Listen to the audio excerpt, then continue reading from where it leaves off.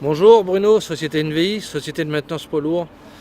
Aujourd'hui je vous invite donc à participer à la préparation pour un contrôle annuel d'une grue.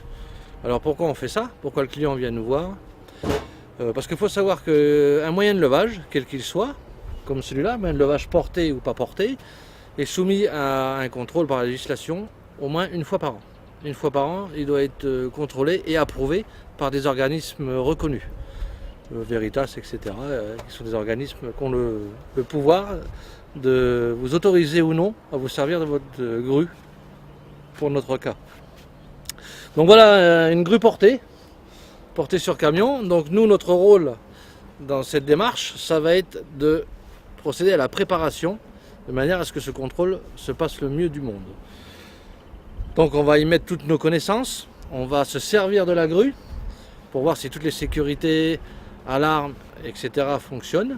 On va faire un contrôle visuel sur tout ce qui est mécanique, tout ce qui pourrait être cassé, axe, jeu aux axes, manque de cliquer aux sécurités de crochet, tout ce genre de choses. On va la passer au crible, les fuites évidemment, comme c'est de l'hydraulique.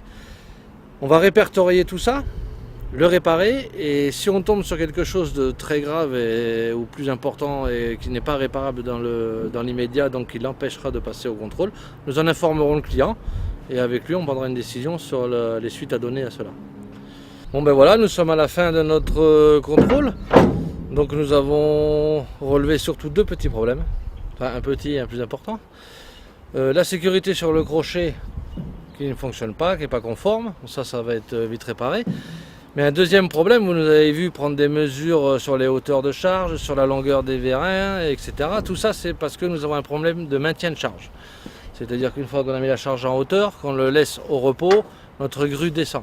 Donc on en tire la conclusion que notre grue ne tient pas la charge. On lui donne un temps et une distance si on veut, et pendant ce temps et cette distance, on tolère un petit centimètre. Et là, on est arrivé carrément à 10 cm. Donc après, vous nous avez vu prendre des mesures sur les vérins et tout ça, c'est pour trouver quel vérin était en cause. Mais dans le contrôle proprement dit, on retiendra donc le crochet et le maintien de charge de la grue.